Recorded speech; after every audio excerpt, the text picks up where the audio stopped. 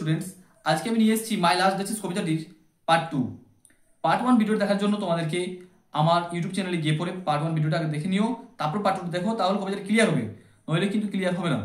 তো পার্ট 2 শেষে কিন্তু অনেক মজার একটা লাইন পাবো আমরা, ঠিক আছে? চলো ভিডিওটা তাহলে শুরু করা যাক।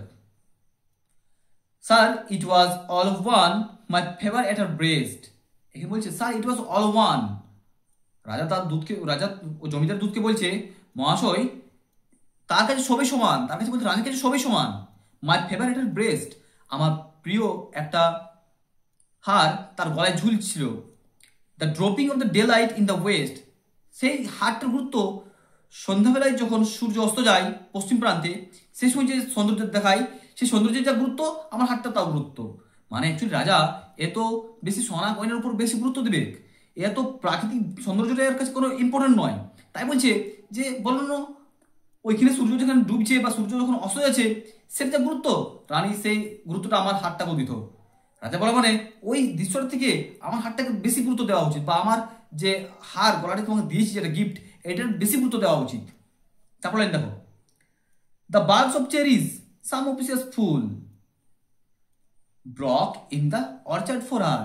যদি কোনো বাগান থেকে কোনো অফিসিয়াস ফুল, অফিসিয়াস ফুল তার বাড়িতে বা তার রাজবাড়িতে নিযুক্ত কর্মচারীরা অধিকাংশ তারা বোকা হইতো, তারা যদি কোনো একটা চেরি ফলের ডাল এনে রানীকে দেয়, ঠিক সেরকম ভাবে একই রকম খুশি।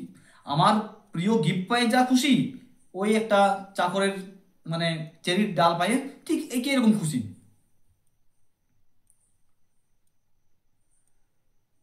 The white mule she rode with round the trass, all and each would draw from her alike the approving speech. বোঝো, the white mule she rode with the round the trass, সে যখন সাদা খচ্চরে করে এই বারান্দার চারপাশে ঘুরত, অল অ্যান্ড ইচ সবাই এবং প্রত্যেকেই উড ড্র ফ্রম হার পেত তার কাছ থেকে, কি পেত? অ্যালাইক দ্য অ্যাপ্রুভিং স্পিচ, সমান ওই প্রশংসার কথা। রানী আমার সঙ্গে যেমন ভাবে প্রশংসার কথা বলছে, ঠিক সেরকম ওই আমার প্রাসাদে নিযুক্ত কর্মচারীদের সঙ্গেও ঠিক সেরকম প্রশংসার কথাই বলছে। আসলে রাজা এখানে বলতে চাইছে যে রানী আমার সাথে যে ব্যবহারটা করছে, আমাকে যেমন দেখে হাসছে, আমাকে দেখে যেমন প্রশংসা করছে, ঠিক সেরকমই আমার বাড়িতে নিযুক্ত কর্মচারী সমস্ত লোকেদের কাছে ঠিক একই রকম ব্যবহার।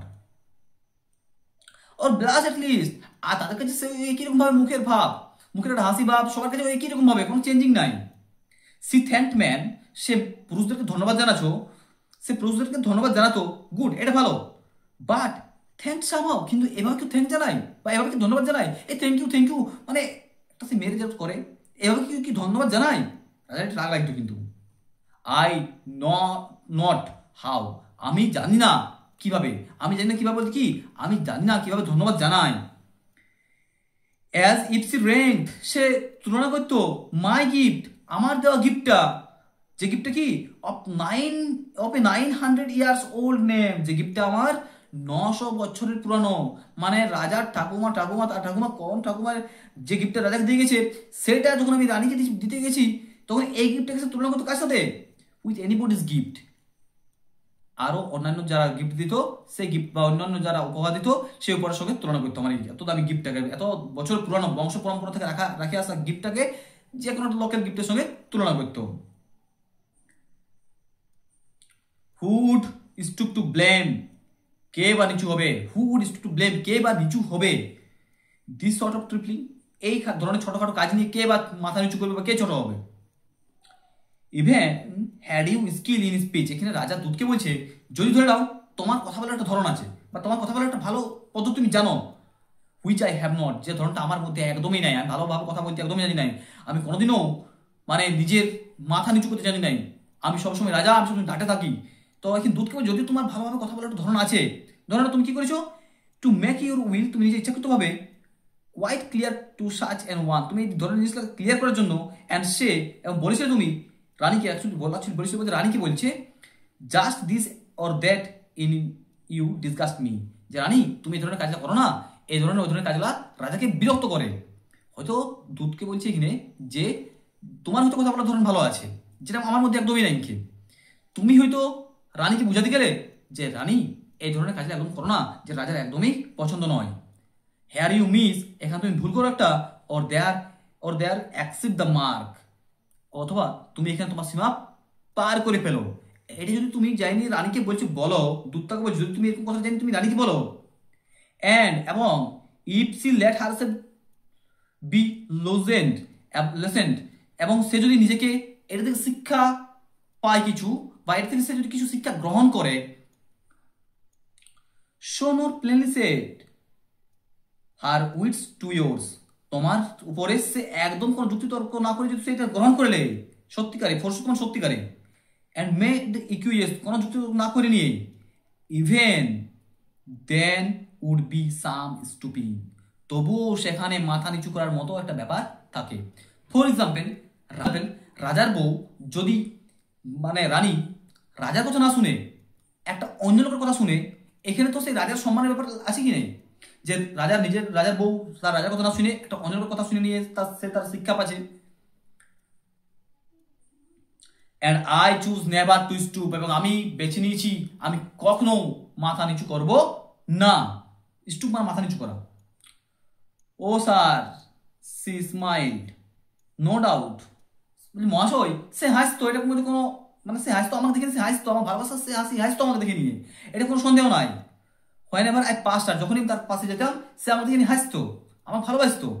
But who past without much the same smile, কিন্তু যেই তার পাশে যেত বা যেই এবং তার পাশে যেত তাকে দেখে ওই সেম হাসি, আমাকে দেখে যেমন হাসতো ঠিক তাকে ওই একটা অন্য লোককে দেখে নিয়েও ওই একই রকম হাসি। দিস গ্রিউ, এটা বেড়েই চলেছিল। আই গেভ কমান্ডস, তারপর আমি আদেশ দিলাম। দেন অল স্মাইল স্টপ টুগেদার, তারপরে সব হাসি একসাথে বন্ধ হয়ে গেল, মানে রানীকে মার্ডার করে দিল। আমি আদেশ দিলাম বলতে কি, আমি আমার লোকজনকে আদেশ দিলাম রানীকে মারানোর জন্য, রানীকে ফিনিশ করে দেওয়ার জন্য। তারপরে সব হাসি একসাথে বন্ধ হয়ে গেল, মানে রানী মরে গেল। অ্যান্ড দেয়ার সিস্টেড, এবং সে সেখানে দাঁড়িয়ে আছে অ্যাজ ইফ অ্যালাইভ, সে সেখানে দাঁড়িয়ে আছে জীবন্তর মতো। তাহলে রাজা প্রথমে বসতে বলেছিল দুধকে, এবার দেখো উঠতে বলবে। Will it please you rise, তুমি দেখো উঠো, উপরে উঠবে না। We will meet the company below then, চলো আমরা নিচে যে আমাদের কোম্পানিগুলো আছে বা আমাদের যে নিচে যে সঙ্গীগুলো আছে তার সাথে দেখা করতে হবে। আসলে এটা উপরতলার কথা বলছি, উপরতলা ছিল ওরা, এবার উপরতলা থেকে নিচে আসবে করা। আই রিপিট, আমি আবার বলছি, দ্য কাউন্ট ইউর মাস্টার্স নন মুনিফিসেন্স, তোমার প্রভু জমিদার যে আছে সে কিন্তু খুবই উদার মানসিকতার, সে উদার জন্য পরিচিত।